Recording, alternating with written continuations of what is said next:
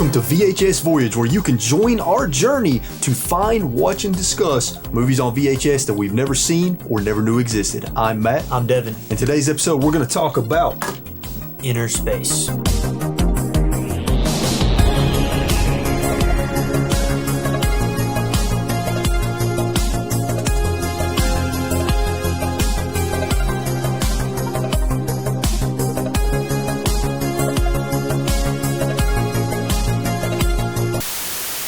So, quick backstory on where I got this movie and why I decided to do this episode on it. Found this movie at Music City Multicon, a convention that I went to with a good buddy of mine named Adam, the Retro Beard on Instagram.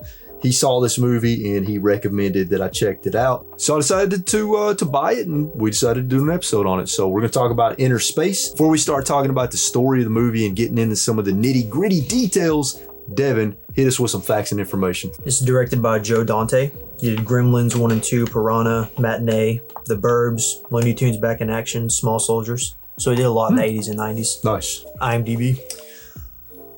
Okay, this one I'm gonna say 6.8. It is 6.8. Wait, are you serious? Yeah. Damn, I was right on the money. I swear I didn't. I swear I did not look at it. I don't believe anything this man says. I swear I didn't look at it. Rotten Tomatoes critic score, I'm gonna say 60. It's a lot higher than that. Okay, critic score, then if it's a lot higher, I'll go 75. Even higher. Okay, critic score 80? 82. 82? Okay. Yeah. And audience score, I'm going to go the same as IMDb. I'm going to say 68. It's 65. 65, So okay. critic was a little bit higher than audience. So this stars Dennis Quaid and Martin Short and Meg Ryan. I read Dennis Quaid and Meg Ryan started dating after this movie. They got married until 2001. She cheated on him, and then he divorced her. Did she cheat on him with another celebrity? I have no idea. I didn't look into it, but that was in the actual IMDb facts of this movie. It said Meg Ryan had an affair in 2001, so Dennis Quaid divorced her. It did win an Oscar. Wait, really? Yeah, it won an Oscar for Best Visual Effects. Okay, yeah, I can see that. It won for that. Okay. That's really all I could find. I thought the best fact was about the affair. Dennis Quaid's character, Jack Pendleton, he is a ex-pilot lieutenant for, I guess, the military or something. I didn't really make that quite clear. He is part of an experiment where they have the technology to miniaturize this vehicle and inject it into a living creature. They were going to do it on a rabbit when a bunch of bad guys show up because they want to steal the technology. They hijack. One of the scientists escapes. He ends up running into Martin Short's character, Jack Putter, at a mall as he's trying to escape the Terminator. I don't know. We'll talk about that. He's trying to escape this bad guy that's chasing him, and he ends up injecting Dennis Quaid into Martin Short's ass. Tuck Pendleton is in Jack's body, and he is able to hack into his ear and communicate with him. And they go on an adventure together to try to stop the bad guys and get Tuck safely out of Jack's body, because he will run out of air supply if he doesn't get out by a certain time, and he will die inside of Jack's body. All right, what do you want to get into first, dude? Martin Short carried this movie. He did carry the movie. He just carried it. Like, I feel like without him, it wouldn't have been as good. No. I feel like his body comedy and just his mannerisms and ridiculous nature really carried this. Yeah. And he was definitely my favorite part of the movie. Oh, yeah. I agree. Yeah, I agree. Yeah, his character gets introduced pretty early in the movie in a doctor's office. He's clearly a hypochondriac, just like the back of the tape says. He's a little bit kind of a manic person. He doesn't have good confidence in himself. He has anxiety. You can tell he's just a little, he's got some issues.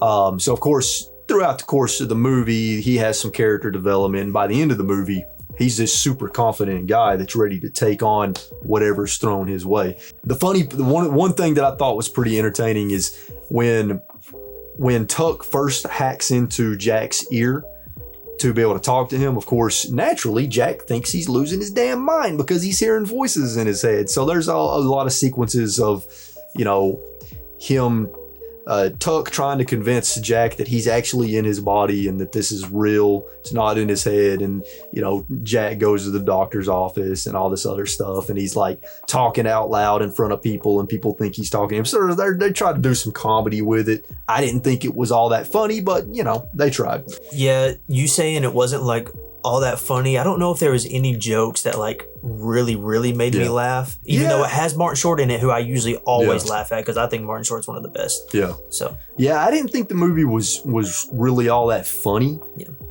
There was one part that made me laugh. I can't remember what it was, but I don't think it was intentionally supposed to make me laugh. There was another part that I laughed at that I don't think was supposed to be funny, but I laughed at it because I was like, "What the?" What part was it? When the dude put the vibrator on his hand and was gonna have sex with the woman. Oh yeah.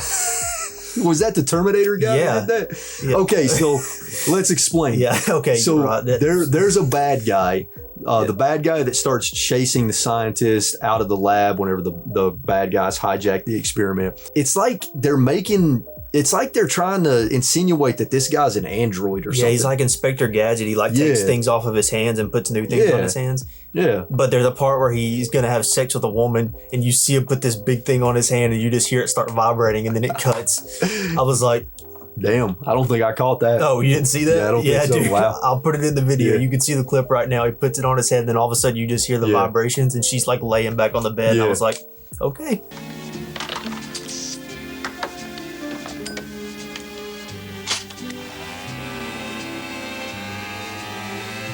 So there's a few action sequences in the movie. The first action sequence is the scientist escaping from the lab and trying to escape the bad guy. He's on bicycle and running through the mall and all this stuff. And then there's like, there's a few like small kind of fight scenes between Jack's character and some of the bad guys where Tuck is kind of talking him through, hey, kick this dude in the nuts. Hey, do this, run, do this. So he's kind of guiding him. Tuck's, I guess, using his combat knowledge to kind of guide Jack on these different encounters that he runs into.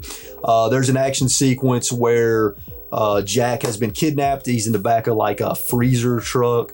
And this sequence was kind of cool. Yeah. This sequence was actually kind of cool. So he's, you got Meg Ryan in a car chasing this truck, trying to get to Jack, and then Jack's like trying to figure out how to jump from this moving truck onto her car, and he's like hanging onto the door, and it's swinging around. That was actually a pretty fun That's sort of my favorite scene in the movie, actually. Yeah. That whole car chase scene. So it's got a little bit of action in it, so it's got a little bit of comedy, although the comedy didn't really land with us. It's got a little bit of action. The one action sequence that we just mentioned was pretty fun. Let's do this, Devin. Let's kind of go back and forth and talk about what we did like in the movie. Let's start with you. I liked Martin Short. Yes.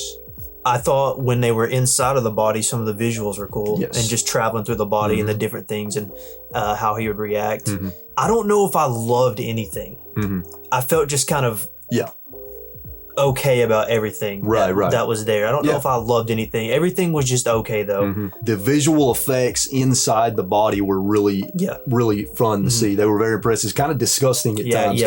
Kind of disgusting at times, but I'm sure that was on purpose. But it was interesting to see what their conception of what the inside of like a blood vessel looks like, or what like the opening into the stomach where the stomach acid is, and when he's like looking into the back of his eyeball, or in his ear, because he has the ability to hijack into Jack's ear so he can hear and talk to him, and also to hijack into his eyeball so that he can actually see what Jack sees, which was pretty cool. And you also get some pretty cool shots from that where you see like some first person shots from Jack's point of view from what Tuck is seeing. Yeah. So you see, almost like a first person video game or something. So that was pretty cool. I did like that Jack had some good character development in the movie, because throughout the movie he did slowly turn from this kind of unconfident, manic kind of guy to, by the end of the movie, this confident, almost kind of a badass, very sure of himself. So I like that. I like that they threw him some character development with him. There's a weird scene in this movie. Oh, Matt. which one? Why did Martin Short have to make out with Meg Ryan? That was weird, wasn't it? Was that not so weird? Yeah. Okay, so basically, Martin Short is telling Meg Ryan how the guy inside of his body feels towards her, and then he tells him to go away, so he shuts down the vehicle in his body, and then he proceeds to make out and almost have sex with Meg Ryan. It was a little out of left field. It was a little out of left field. Yeah, it was weird. So she was with two guys in this movie and in real life too. Yeah. And it's also worth mentioning when he did that, when he kissed Meg Ryan, it actually somehow transferred Tuck from him to Meg Ryan's character. Yes, through saliva. Yeah, and Tuck ended up being in Meg Ryan's character temporarily. Then they kissed again later, and he ended up back in Jack's body. So that was kind of weird. You know what? There's another thing in the movie that I did like and I thought was entertaining. Yeah. When some of the bad guys got shrunk to 50% size. Yeah, the telephone booth. I forgot about the telephone booth. The telephone booth, and also when they're in the car. So some of the bad guys, through kind of towards the climax of the movie, some of the bad guys end up getting shrunk to 50% of their normal size. And there's a sequence where they're fighting Meg Ryan and Jack's character in a car, and I thought that was actually kind of entertaining. Yeah. And I'm actually kind of curious how they shot that. Yeah. Also, scene. I love the fact that they had to build like this 15-foot tall telephone booth just to make these actors look small. I love that idea. Yeah. Also, speaking of that, at the end of the movie, it shows the people that have been shrunk get into the car with Meg Ryan and Dennis Quaid. In the movie, where the movie ends and how it ends, they obviously wanted a sequel. Yeah, it does. I was thinking that too. It's almost like they kind of set it up for a sequel. They basically said they were going on a cruise, right, for their honeymoon. Yep. And the 50% shrunk scientists were in the car with them, and then all of a sudden you see... And the cowboys driving the car. Yeah, and then all of a sudden you see Martin Short character go chasing after them. All of a sudden, it seemed like they were setting up for a sequel almost. Yeah, they did play around with some pretty cool concepts as far as how Tuck can... do things to Jack's body while he's inside Jack's body. So we already mentioned he hacked into his ears, he hacked into his eyes. You mentioned the face thing. So somehow, I don't even know how this could work, but somehow Tuck had the ability to scan a face from Jack's body and have Jack's face morph into the face that he scans. Yeah, and basically if he starts having like anxiety or fear, his face goes back to being normal. Yes. So exactly. Stop it. Don't do that. I was just kidding. Please, cowboy. One more. It's only a joke.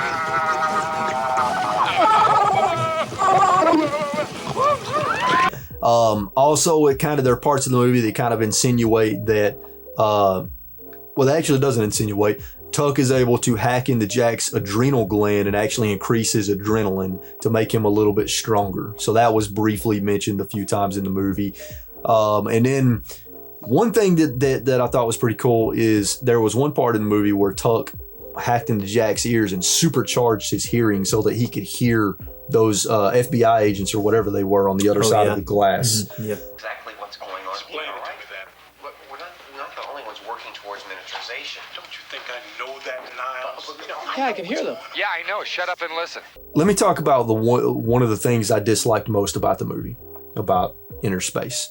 I thought it was a little bit too long at 2 hours. I put that in my notes. I was like, it needed 15 minutes trimmed or something, or something like that. It was a little long. Yeah, because we got to the hour and a half mark, and I'm like, I was expecting the movie to start kind of getting to a climax, and then it just kept going, and I'm like, how long is this movie? So it's 2 hours. It's basically a 2-hour movie. And there's scenes where I was watching the scene, and I'm like, this scene's been going too long. Like the scene in the doctor's office at the beginning is like 5 minutes long.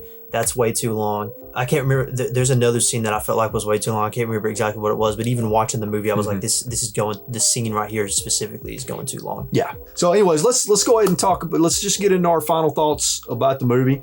I think we're pretty much kind of similar. It's a fine movie. It's not, I wouldn't say it's fantastic. It's not bad. I would say it's good. It's a good movie. I felt like when I was watching it, I was like, I'm just like right down the middle line. Right down the middle. I'm not like blown away by anything. I don't hate anything. Yeah. I'm just like, this is fun. This is okay. Yeah.